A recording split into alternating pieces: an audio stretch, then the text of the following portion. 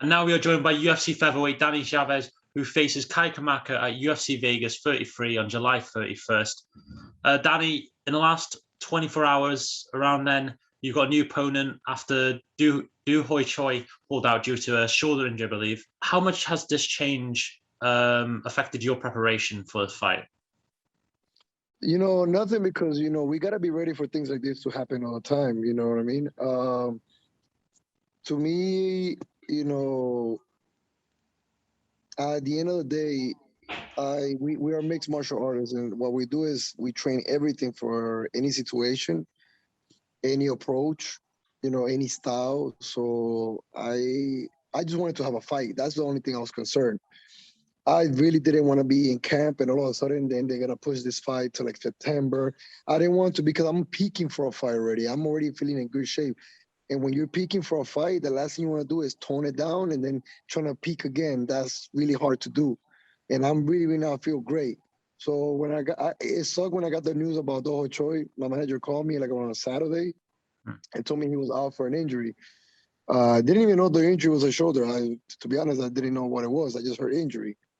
And now I got Kai Kamaka, which is a great fighter too. You know what I mean? So it's the same thing to me mentally. Like I'm still ready for 3 rounds of war with anybody. So it doesn't change my approach. It changes a little bit the style. It's not the same guy. So we have to make a few adjustments. But at the end of the day, going even to the Doo-Ho Choi fight, I grapple, I wrestle, I strike. It's the same thing to me. Like I said, now we're making a few different adjustments because it's a different fighter. He does things differently than Doo-Ho Choi, so we're just making a few different adjustments. That's all. And obviously, this is a short notice fight for your opponent, Kai Kamaka. Do you think you have a big advantage in that he's taken his fight on under 2 weeks? But I don't know if he was. What if he was training these past days? What if he may not be. He wasn't ready for a fight, so he wasn't probably prepared mentally or physically like that. But he has nothing to lose going into this fight. I have everything to lose. You know what I mean? I'm the one who's taking a guy that's 2 week notice. I cannot look bad. You know what I mean? He's the one that's going to go in there and have nothing to lose. If he loses, they're going to look at him and say, you only had 2 week notice to take this fight. So like I said, I'm still, to me, mentally, I'm just ready to fight the best Kai Kamaka, because I don't know or I don't think he was signed to fight a fight anytime soon. But, if he took this fight, it's because he feels he's ready. So he's coming in with confidence. So I'm going to be confident that I'm going to beat him, just like I was thinking of to beat Doo-Ho Choi. Do you think this is as much as a short notice fight for you as it is for him? Because you're preparing for a completely different opponent as well now. So you're both preparing for a short notice fight, basically. Yeah, but Jose, if you talk about, like you said earlier, about the advantage, but like the difference is that I had like a preparation to peak, to get your body in shape, especially when you have a day. You have ways to get ready to a fight, to elevate your body, your technique, everything. I don't think he did, but like I said, he's taking it with like, man. If you really look at it, Michael Bisping became a champion in a 2 week notice. You know what I mean? When he fought Luke Rockhold, there was a 2 week notice fight, and he said he felt great just because he went in there, he was able to be loose. He had nothing to lose. You know what I mean? So I gotta be careful. I gotta take Kai Kamaka like if he was training for 3 months for me. And what do you make of Kai Kamaka? Because obviously it's been just over a day or so since it's been announced that Kai Kamaka has taken this fight. Have you had much time to look at him yet, or did you know much about him before this fight? Well, me and Kai Kamaka fought the same day I debuted. I think he debuted the same day I debuted too. He fought Tony Kelly. I think, if I'm not wrong, he was like the first fight of the night. He was 2-3 fights before mine when I fought TJ Brown. Then when he fought TJ Brown, I watched that fight. It was on May 1st. And I watched that fight. So I seen him fight. And now I'm actually like watching more of his videos now, just to get, like I said, just to make a few adjustments. Just to watch his habits. What does he do? How does he like to fight? Because it's different when I watched him just fighting somebody else. And now that I got to fight him, I got to adapt my style. I don't fight like TJ Brown fought him. I have a different style than TJ. So, yes, like I said, I'm studying him a little bit, see like I said, see his habits. What does he do good? What does he does bad? Like all those things. But at the end of the day, I should be in better shape just because I knew I was fighting July 31st. He didn't. And obviously, you just said, as you just said, you've both faced TJ Brown. You coming out on the better side, you beat him. Kai Kamaka lost, but I believe it was like a controversial fight. Most people felt he won that fight. Have you seen that fight? Have you watched it yet? And do you believe he won that fight? And how do you think you both compared against each other to TJ Brown? Well, I'll be honest. I'll be a little biased. I wanted TJ to win because when you when you beat somebody, you want them to keep winning. You know what I mean? So they could say you beat somebody good. I was. It was a very close fight. You know what I mean? I'll be honest. I thought TJ won the first one. I thought Kamaka won the second, and the third one was really even. It's really hard. It was there's when you got fights so close, there's no winner, there's no loser. Sometimes, sometimes fights so close, you just say, man, it should have been a draw. You know what I mean? Um, that like I said, that was a very close fight, but just based on body language from both fighters when they were right next to the referee, I kind of feel like TJ didn't believe he won that fight. You know what I mean? I feel like he got surprised. He was like, "Oh, I won." I think he felt that way. But it was a very close fight. You know what I mean? It was a very, very close fight because the TJ did hurt him in the third round. You know what I mean? Um, it was a very close fight. But like I said, like some people will tell you, "Oh, Kamaka's come from two losses." I'm like, yes, but his last fight was a person's opinion, a judge's opinion. The Mm. reason why he lost. It wasn't like you look at him and you're like, oh yeah, he's going down. He's not winning fights. No, no, no, no.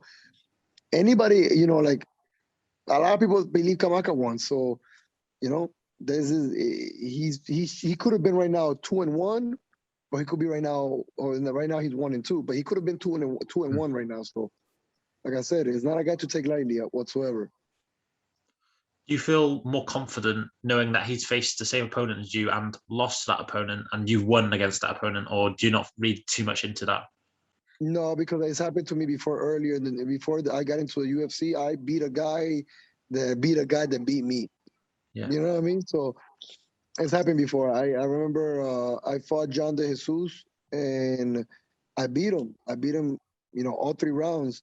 And then I lose to a guy named Ari Ali, and I kind of like lost him by split decision. And then John De Jesus beats Ari Ali. You know what I mean? So you can't look at it like that because, like I said, we all have different styles. We all make different decisions while we're fighting, and we all have different nights, man. So I don't look at that as like, oh, I beat TJ really good. I'm definitely gonna have to beat this guy really good. No, no, no, no, no, no. This is a different fight, and people evolve as fighters. This was a year ago that I fought TJ, and when you look at TJ fight Kamaka, he looked really good. You know what I mean? He looked like a change fighter, and so I feel Kamaka fought the best TJ.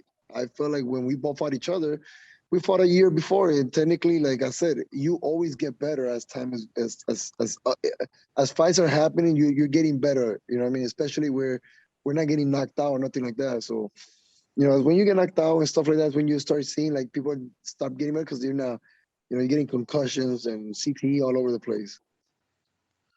Obviously, DooHo Choi's pulled out with an injury quite late, but is considering how much preparation you put into facing him and quite a lot of hype was behind that fight. Would you like to face him in the future, even no matter what happens with this fight? No.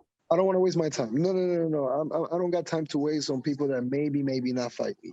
I understand it was a great name, and I really wanted this fight so bad because I like the name. But what if he does it again? Like I can't take those chances. You know what I mean? Now, if he wins some fights and I keep winning, and we meet each other as like a top 5, top 10, then that's different. We're in a different position. But for me to give him another, no, I'm not gonna waste my camps like that, man. I don't got time to be wasting right now. And he had his chance to fight me, and he got hurt. It is what it is. That's his problem. I mean, I'm looking forward after this fight to fight the next guy. And I don't, like I said, if he earns himself the right to fight me again, then we do it. You know what I mean? But I'm not gonna waste my time. What if he does it again? It's happened to me before, where a guy pulled out, and then all of a sudden I give him a chance again, and he almost pulled out again, and it's like, oh, come on, man. I don't like that. I don't like that. I'm not a fan of. And like I said, it's not his fault that he got hurt. These things happen in the sport. But just like I said, these things happen. It could happen again, and I'm not gonna go through that again. You've had a few months to reflect on your loss from against Jared Gordon. That was your first loss inside the UFC. What kind of takeaways did you learn about yourself from that fight that you might need to improve, or something that helped you with kind of fight IQ inside the UFC? Yeah, I made a few adjustments. I'm not gonna change overall my whole entire game, my whole entire fighting style or anything like that because I've been successful for a reason. You know what I mean? But I made a few adjustments. I started working a lot. Like I started doing a lot of pool workouts, helping me with my cardio. And some people will say, "Oh, you look tired against Jared," but Jared did his thing. You know what I mean? I did a lot of cardio. What do you think I wasn't running? You think I wasn't doing sprints? You think I wasn't sparring? I was in wrestling, grappling. I was doing all that stuff. It is what it is. The fight plays out the way it plays out. It is what it is. But I've made a few adjustments. I think one of the biggest adjustments I made was take supplements. I never took supplement. I never took in supplements in my whole life. My whole career, I always just drink water, ate food, and trying to rest. Now in this one, I actually hit up the UFC and they sent me a bunch of supplements. And they gave me like a paper sheet that says at what times and what to take for breakfast, what to take for lunch, what to take for dinner, all that stuff. And I've been following it, and it feels different. I never taken fish oils and multivitamins and any of that stuff. You know what I mean? Nothing, nothing. And this time I'm doing it, so if I feel a little different, I do feel a little bit less sluggish, a little less drained. I'll say that. I bought a brand new bed that helps me to sleep better. You know what I mean? I didn't have that. But I made a few adjustments. You know what I mean? Like I said, I'm not gonna try to change my style just because I took a loss because I feel like Jared beat me that one time out of 10 times. You know what I mean? I'll beat him the next time. You know what I mean? Like if we were to fight again, I'll beat him the next time. I just made a few adjustments and you do learn from the losses. I learned a few things. You know what I mean? You know, controlling more the pace, be making the fight more my pace and stuff like that. Like a few adjustments. But like I said, but like going into this fight with Kai Kamaka, he's not Jerry Gordon. You know what I mean? Like they fight differently. So, it's different. It's just like even let's say before Kai Kamaka it was Doho Choi. It was it's completely different style than Jerry Gordon. So sometimes styles makes fights, and his style beat me. You know, and let's don't forget he was a fat bitch that day. I'm always gonna say that every single time I get a chance because he was 4 pounds overweight. That was very unprofessional. So I'm always gonna say that. All right. That was I was five because I was at 45, but no, it was 46. November. He was at 150. So yeah, he was 4 pounds overweight. So very unprofessional. Didn't want to drain himself. Didn't want to. He know what he was doing. He didn't want to drain himself. He knew what time it was if he would have done that. So that's why he's fighting at 55 now. He's back to 55.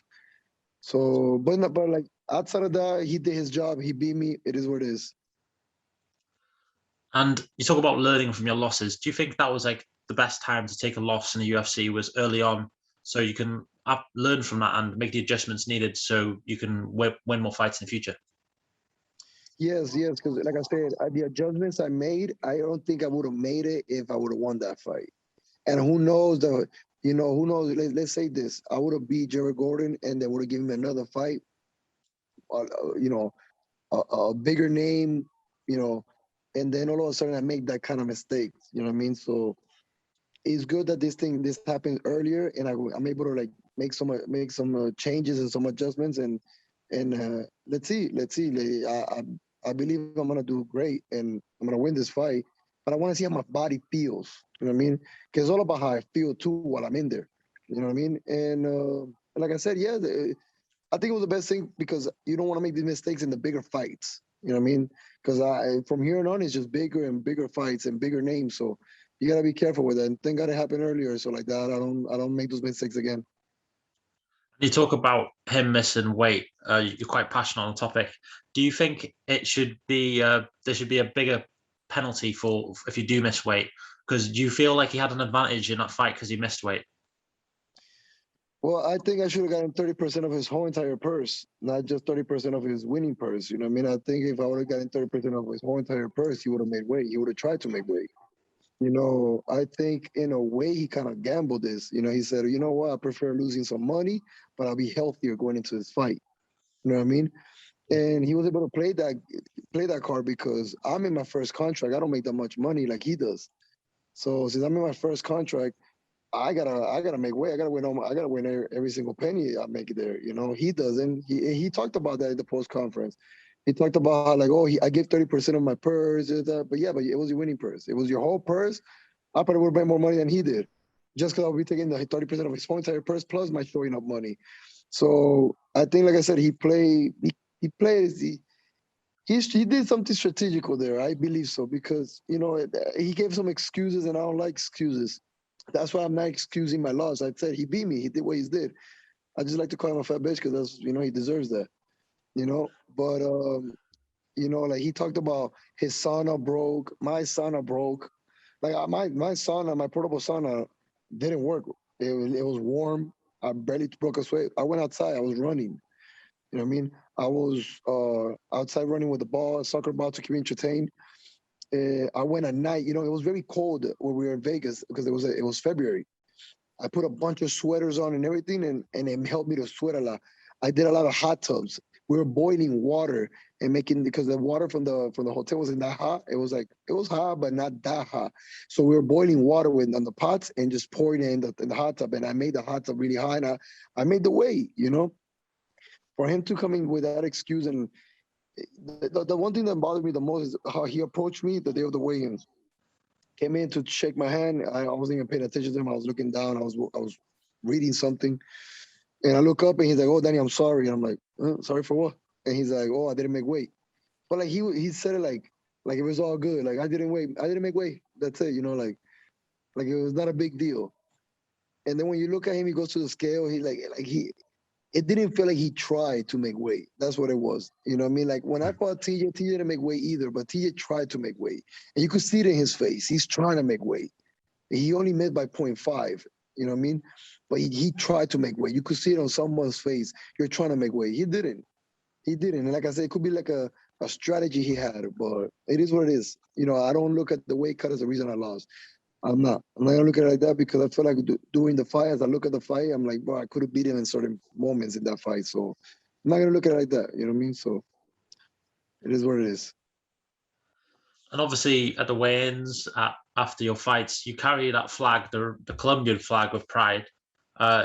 It's something obviously you're passionate about. What does it mean to you to be one of the few fighters in UFC that represents Colombia? I believe there's Julio Ass. I'm not sure who else there is representing in UFC, but yourself as well. Is it a sense of pride to represent Colombia? Of course. Well, first, shout out to Colombia, the whole entire country. Today is our Independence Day. So shout out to Colombia. You know what I mean? Of course, look, we, only people, I was born in New York, but I was raised in Colombia. You know what I mean? I was raised in Colombia. I was there for 7, 8 years. And my parents are Colombian, and my culture is Colombian.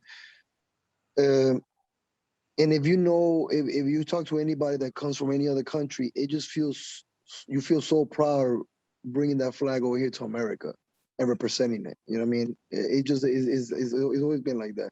To come to Because technically the UFC is an American company, technically in a way. You know what I mean? It's an American company, and technically, all the fights most of the fights happen in Vegas here in America. So when we come to America, I love America. It's a beautiful country, and it's the country of opportunities. So when we come here, we feel so proud when we could actually like put our flag out there and like people to see you and represent it. It's like such a prideful feeling. You know what I mean? So uh, it means a lot to me, and that's the reason why my nickname is the Colombian Warrior. It's not just Warriors, the Colombian Warriors, because I'm very proud of being Colombian, and it means everything to me right now. It's me and a few more guys already in the UFC fighting. It's not just me; it's like 4 or 5 more. But and I believe each one of them feels the same way like I do. So, and like I said, it's not just being Colombian. Like anybody that comes from any other country, just coming here and putting the flag out there, it means a lot to us. Unfortunately for you, though, you've only been able to represent in terms of a virtual crowd. Like on the television that you have not fought in front of fans yet. Is that something you crave, as wanting to fight in front of fans? Because I believe your fight at UFC Vegas 33 will be at the Apex and not in terms of at a crowd yet. Yeah, it sucks. I haven't been able to be. I haven't fought in front of a crowd in over a year already, because way over a year. Because before I got to the UFC, before I made my debut, I fought 3 weeks earlier for another organization, and that's when I got the Global Legion title. I became a champion at Global Legion, and it was in Tampa. But the COVID was going on, so there was no audience. Very few people, but not like audience like that. And then I made my debut and no audience. And then I fight Jerry Gordon and no audience. And now I'm fighting with no audience again. So I do want to know how they feel, because people talk about that when the arena gets full and everybody, the energy that when you're walking out and that energy, and while you're fighting, the energy is crazy. I want to feel that. I haven't been able to feel that, but I'm used to it. I'm used to it right now. Like I said, I fought 3 fights already without a crowd. It's my 4th fight without a crowd, so I'm used to it. It's not a big deal in that sense. But I do want to know what it feels like. When I fought here in my hometown in Miami, I sell about 200 tickets, 150 to 200 tickets. So most of the crowd is my crowd, and they scream and they get loud. That's 200 tickets. We're talking about 5, 10, 15,000 people, 20,000 people, more. I don't know how much these arenas get packed, but just having that much people screaming, I couldn't imagine the energy that you're gonna feel. Like that'd be great. I can't wait for that moment. Most likely it will be my next fight. My next fight, I'll be able to have a crowd. And do you feel like you benefit often having no crowd, though, being able to hear your coaches, or would you prefer just to have the crowd behind you and having that kind of energy to push you on? No, to be honest, I fight my fights. When I fight, I'm very focused on the way I'm supposed to fight. The crowd could be screaming all they want. It doesn't really matter to me. I don't change the way I fight. But it does play a factor with the coaches, because when you have a crowd and they all scream, they're all drunk and they're screaming. So sometimes you hear your coaches, you still hear them, but yeah, you don't hear them as good as you hear them now. You know what I'm trying to say? Like right now, I get to hear them really, really well because there's no crowd, and I could hear his corner too, giving him his instructions. So everything echoes in that place. Just before I let you go, can we just get a prediction for you for your fight? How do you see it playing out? My hand getting raised. I don't care how. I do want to knock him out. I want to finish him, either a knockout or a submission, but I need to win this fight. You know what I mean? I gotta leave that place 2-1. I can't leave that place 1-2. It's just I don't want to be in his shoes right now. Those are his shoes right now. He's 1-2. I'm not trying to be there, man. I need to win this fight. I really, really do. It means a lot. I don't know where in the car I am. I may be in the main car. I was supposed to be the co-main event with DooHo Choi, but I don't know where I'm at now. Since we change opponents. But I need to win this fight. You know what I mean? It's not. I'm not saying I'm fighting for my job, not yet. But I don't want to be in that position that I'll be fighting for my job. You know what I mean? I really want to, like I said, I want to fight, get to the top, become a champion, make a lot of money. I don't want to be fighting for my job. That's just not a position. I didn't visualize that. I vision myself as a champion. I vision myself making a lot of money. And right now, taking another loss, it will be really, really bad for me. And I'm not. I don't want to be in that position. Just going back to that, does a loss affect your vision in terms of visioning yourself as a champion? Does it affect it, or does your vision always stay clear on being a champion and making money? Yes. When I did lose against Jared, you do get like, man, I was really, really depressed for that, because I really thought like, this is just gonna push me back too much. I should have won. I feel like in my position, at my age, I gotta win every single fight. But at the end of the day, it's all about what fight do you win and how. You know what I mean? I win this fight in a great way with a great performance. They're gonna give me somebody in the top 20, and that's what I wanted. I beat that guy, and then give me somebody in the top 10, and that's exactly how it goes. It's not about how many fights do you win; it's who are you beating and how. And that's what I gotta make sure is to go out there and beat Kai Kamaka. Really impressive. Show them that I'm ready for the top guys, and and I'll get them, and I just gotta keep taking them out, keep taking them out. Well, all the best for July 31st, and good luck with your weight cut as well. All right, thank you very much, man. I Thank you. appreciate it.